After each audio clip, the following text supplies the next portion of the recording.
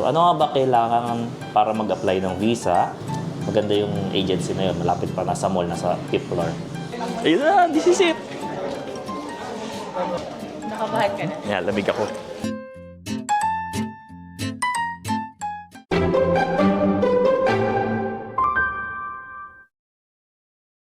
Hi guys! So, ako nga pala si Mikey. For today's vlog, pag-uusapan natin is kung ano mga requirements kapag mag-apply ng Japan visa. So, kami ni Abby, nag-apply kami last week sa Rally Tours. So, hindi to sponsored or something like that. So, isi-share lang namin yung mga process, mga requirements na prepare namin upon applying Japan visa. So hopefully, at the end of this video, gagawa rin ako ng second part wherein i-claim na namin at hopefully ma-approve yung Japan visa namin. So for this vlog, ang mga sasagutin ko, so sinulat ko na.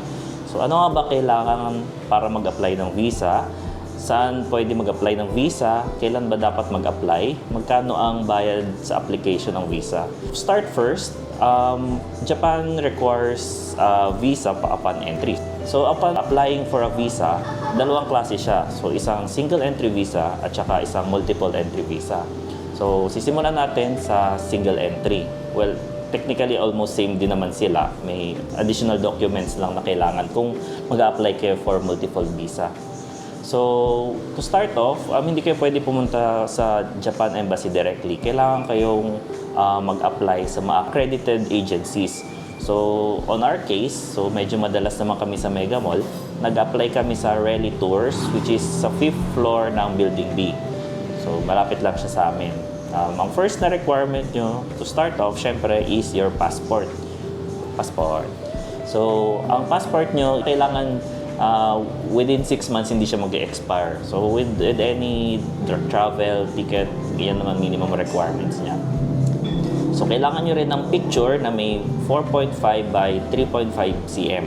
So para mas padali, since for example magpapapicture din naman kayo sa mga Photoshop, ganon, sabihin nyo na lang na yung required for Japan visa para sila na magbibigay ng sukat na yun. Mura lang naman yun, siguro mga 60 pesos. Depende kung saan kayo magpapapicture. Make sure lang na hindi edited. Yung siguro yung may papalagay na parang naka-coat kayo. So hindi pwede yun. Kailangan kung ano yung suot nyo. Magsuot na lang kayo ng may kwelyo kung gusto nyo maganda. Isang copy lang nun. So, magdala kayo dalawa kung gusto nyo extra pero isa lang ako kunin nila. Kailangan nyo rin is yung Japan application form. So, dun sa Rally Tours na in-applyan namin, meron sila available na pwede mong i-print.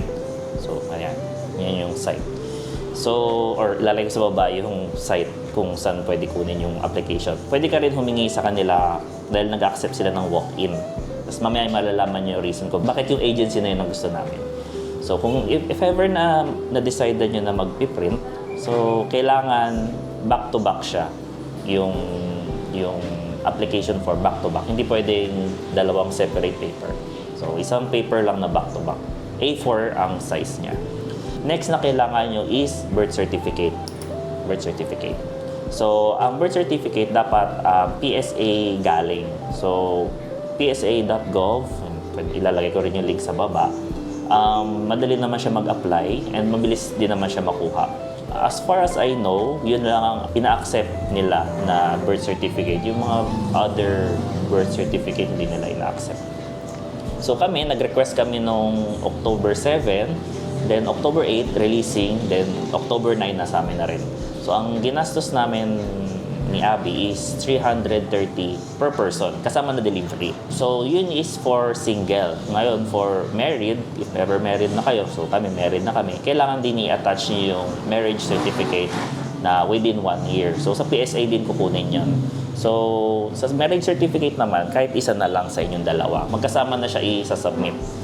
Ang next na kailangan nyo is yung itinerary plan nyo sa Japan. So, i-itemize nyo per day, yung arrival nyo, kung saan kayo mga pupunta. So, yung basically flow na mga gagawin nyo hanggang makalabas kayo ng Japan. So, tapos na tayo sa basic requirements.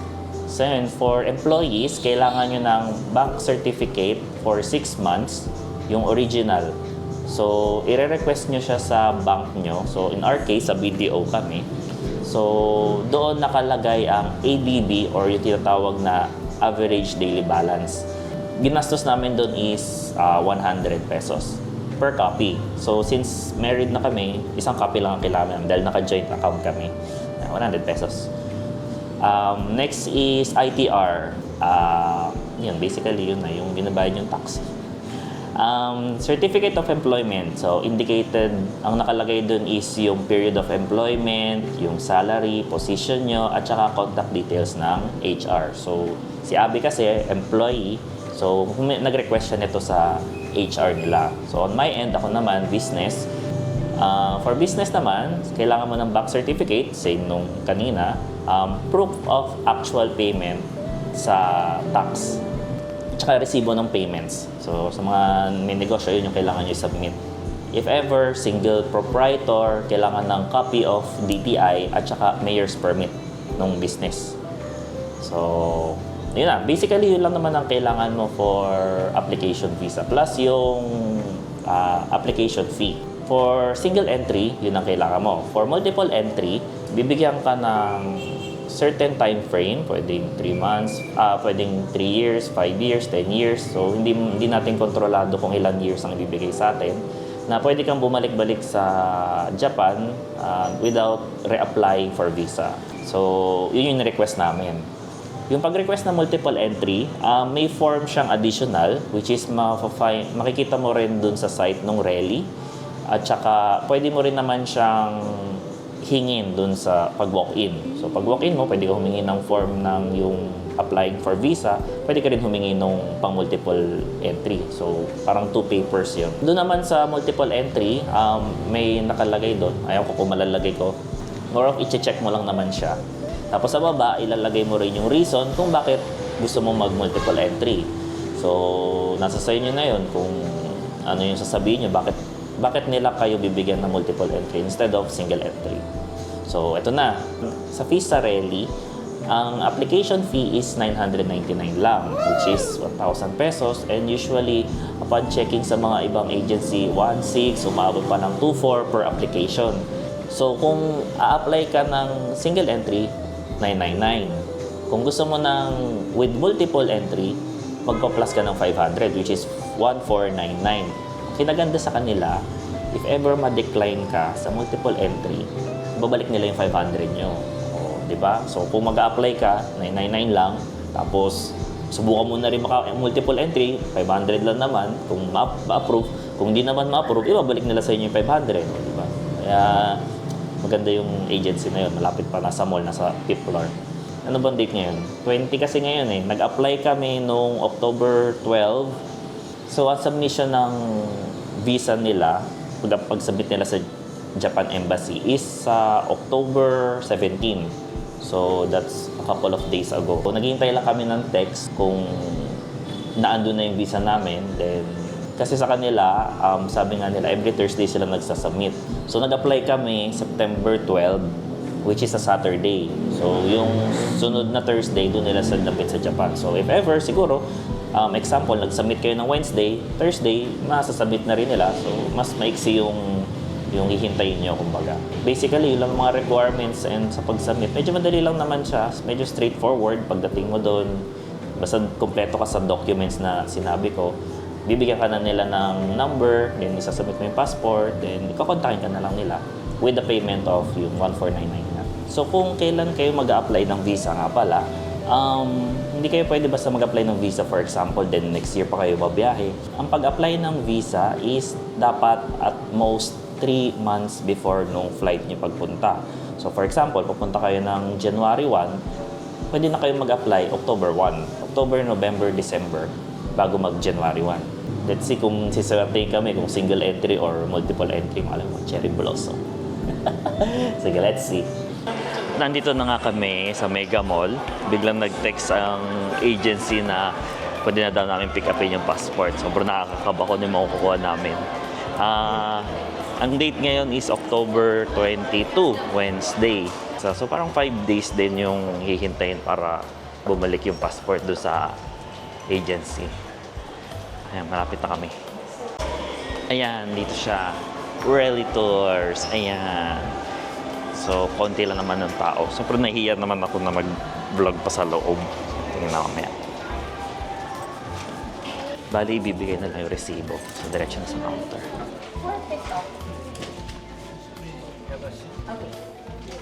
Hintay pa pala.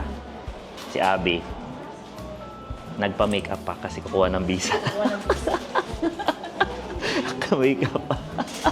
May false style. Oo. Hintay lang namin yung tawagin uli yung pangalan namin sa pagbigay ng passport. Yung application ngayon nakalagay na October 23. Nakalagay din kung kailan nila sasubmit. So, yun dito, for example, ngayon, October 23, ang submission nila is October 29.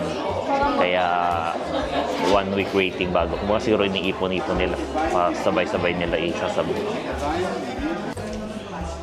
Ayun na, this is it! Signature. Pirma.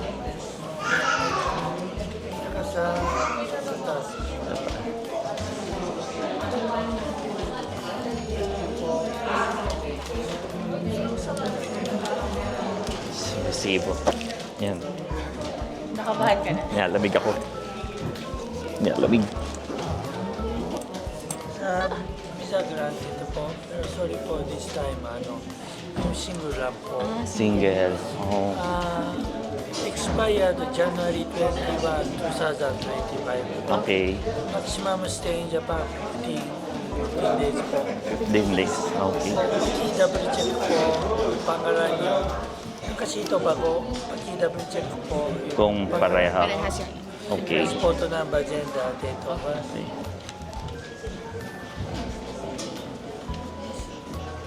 Pareho-parehas po. This time, single lang po. Maximum stay in Japan, 15 days po. Expired January 21, 2025. Okay. PW po. Passport na fondo po. Kahit isa na.